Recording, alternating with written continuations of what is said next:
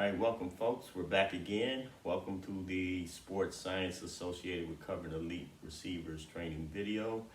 I'm your host, Tyrone A. Vance, and today we're going to be discussing the pivot route. So we want to set up the drill for the pivot route. Why do we want to set up drills and go through these drills? Because we want to be able to read routes and create muscle memory. Why do we want to read routes and create muscle memory? Because it will slow the game down for us. It will slow the game down because it's already pre-rehearsed. We've done it over and over and over again in our head. We visualize it, so it helps you to react faster. If you guys watch that video I posted up about that receiver from Buffalo running that pivot route, and I pointed out how slowly that defensive back that was checking him was reacting to his movement back out toward the sideline. I want that to prevent that from happening from you guys by pre-rehearsing the route itself, and then we become faster and much quicker. And obviously, an alignment would be better. His alignment was bad as well, so we don't want that. So anyway, let's start with my cones. I'm gonna start out with these cones. Show you the cones here. The big cone represents the receiver in this drill. Small cone represents the defensive back. All right, we'll move these out our way and carry on. Okay, set this drill up. This is a 7-cone drill. 1, 2, 3, 4 for the receiver. 5, 6, 7. 3 cones for the defensive back. Okay, so once we set our cones up in place, and 2 yards here, he's gonna go 2 inside. And then these little hash marks represent him circling back toward the quarterback, trying to get back to the outside.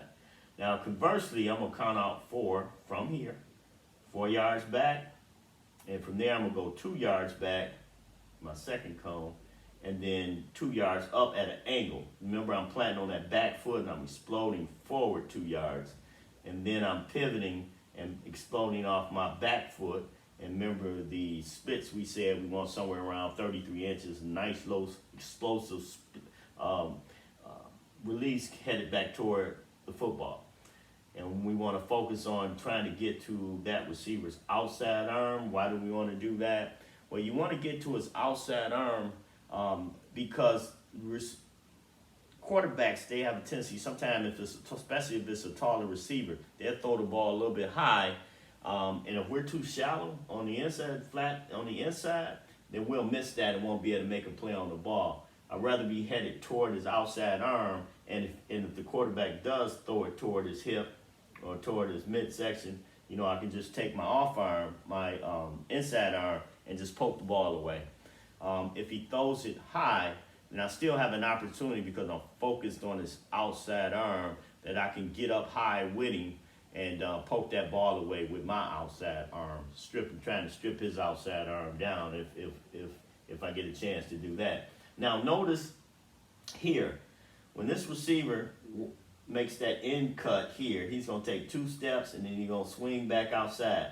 But here, conversely, I'm making 2 steps toward him because I'm thinking, he's going to run some type of inside route. Maybe it's inside, a quick in route, dig route. But what I noticed, using my peripheral vision back to the quarterback out the corner of my eye, that ball is not released yet. It should have been released as soon as his foot hit. Quarterbacks like to do, they like to release that ball on the receiver's cut. And once I see that ball is not released, I'm suspecting a double move. Sure enough, his hips turn, he goes back outside, bam, I go back with him. So I head back that way, which I've already rehearsed it. So I'm headed back that way myself. So when we're doing these drills, we want to remember our key pointers. Back pedal explosion, you want to explode backwards into, that's how you keep your cushion. That what keeps you in a good disposition to maintain your cushion. Waist to foot, we always want to work on waist to foot. We always want to simultaneously work on our peripheral vision. We when we change direction, we always want to explode off the back foot, attack outside shoulder, locate the football. All this combined will slow the game down, gentlemen, guarantee you. Now, I put up this 50-40-10. 50-40-10. Why did I put that up there? Well, they say, scientists say, sports, all sports, and life is about 50% genetics, 40% your attitude, your will to win, how bad you want it, your work ethic. You have control over that. But it's 10% situational. Situations is things is out of our control. For example, it'd be injuries, maybe accidents. That's out of our control. It happens.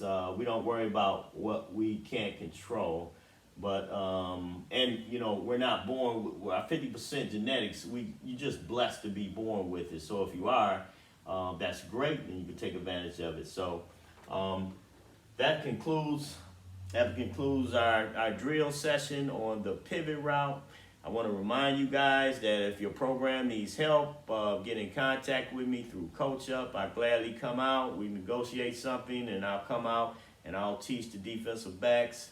I'll teach the coaches how the drill should be set up, what to watch for, the key focal points. And I got a good feel for how quickly a kid should be reacting to any drill. So I just got that natural eye for that. So get in contact with me. I'll gladly come out to your program. With that being said, peace out. Have a good day, folks.